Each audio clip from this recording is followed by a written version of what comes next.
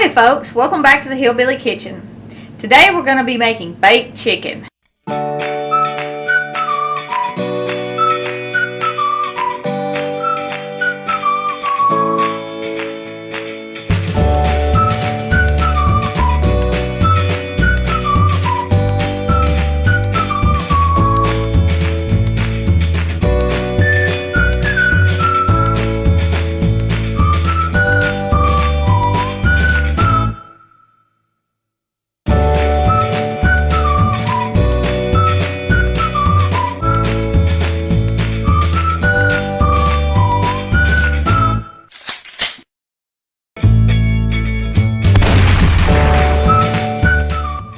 Baked chicken is super easy, and it's one of those meals that's really good for when you got a crowd and you don't want to spend all day long in the kitchen and you want to impress them because you just put it in the oven and you forget about it.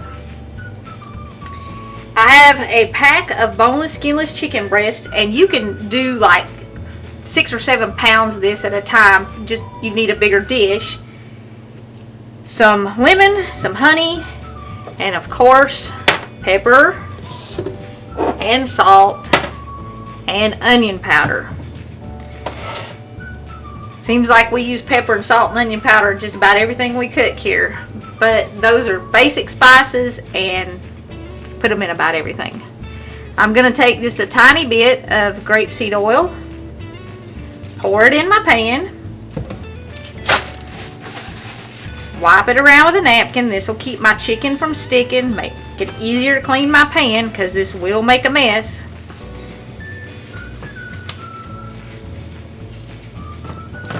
If you're using a casserole dish like this, kind of wipe that grapeseed oil up over your handles too, because the honey will get on it and it'll burn and it'll be really hard to clean if you don't put a little oil on it. When I pull my chicken out of the package, I'm going to lay it in the pan upside down. I'm going to turn the smooth part of the breast down to the bottom of the pan because I'm going to put all my seasonings over this top part, and I want to take my fork and kind of open it up just a little bit so that the honey and the lemon and stuff will run down in it. Okay. I'm just going to drizzle this lemon juice over the chicken. I probably am not using more than a couple of tablespoons at the most.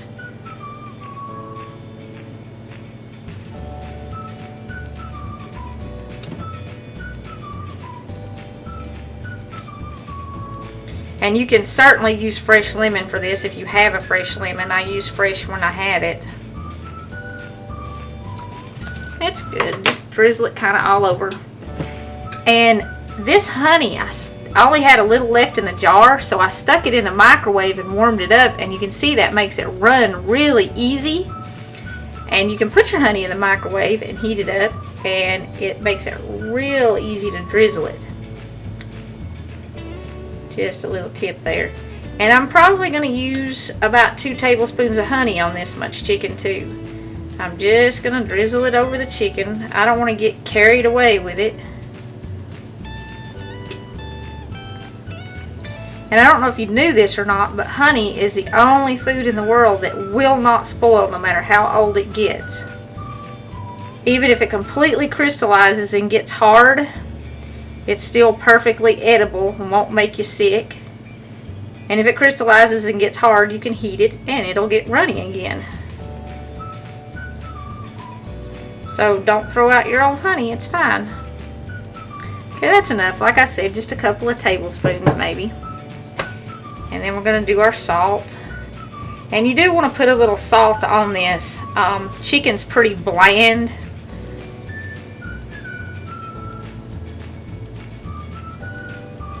Before y'all start screaming, look at all that salt. It's a salt shaker. I'm not pouring it on there.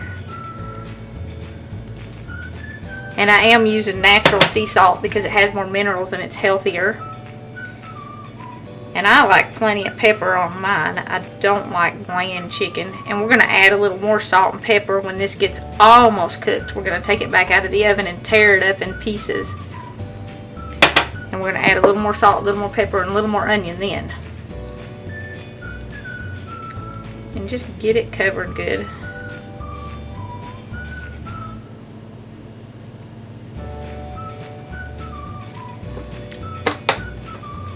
Okay, now we are going to cover this with a piece of foil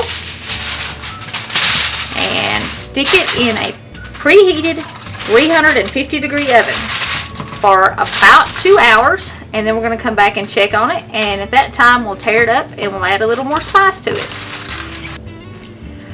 Okay, it's been about 2 hours, and at this point the chicken is edible. It's pretty much cooked.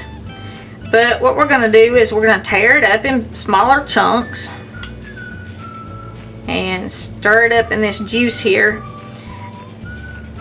I like to let mine cook until it is brown and almost all of the juice has been cooked away, because most of the flavor is going to be in this juice. And when it starts to kind of brown and caramelize just a little bit, it tastes so much better. And we're tearing it up like this so that we can get a little salt and pepper and onion powder and some of that honey and lemon that we put in here earlier. It'll kind of soak into the meat better. Okay, now that we've got it torn up, we're just going to sprinkle a little more salt. Not a ton. And this is very much to taste. I'm going to put a little more pepper.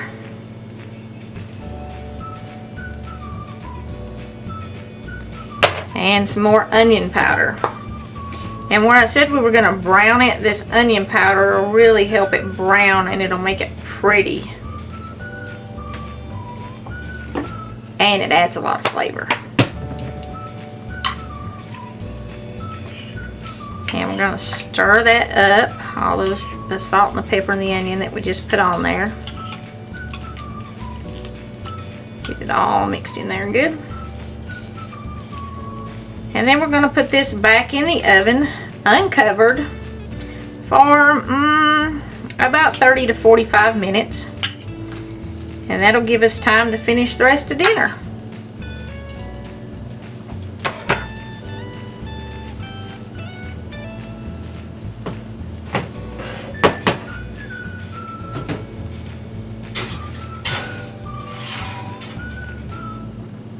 Alrighty, we've had this in the oven about 45 minutes after we uncovered it and stirred it up and added our salt and pepper and onion again. And you can see it's all golden brown. It's so tender it would literally melt in your mouth, and it's just full of flavor.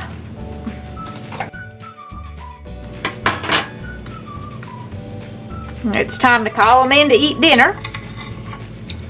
And like I said, this is great when you have a big crowd because you don't have to do a whole lot to it. And it's pretty cheap to feed a big crowd. You can get boneless, skinless chicken breast, $2 a pound most of the time.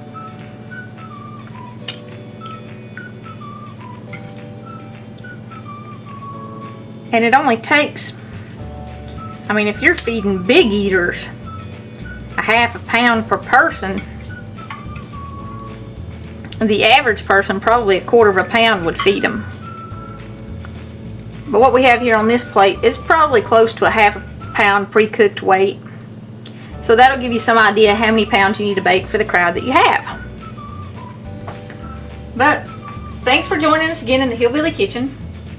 Don't forget to click like and subscribe, leave your comments, and we appreciate your views. We really do.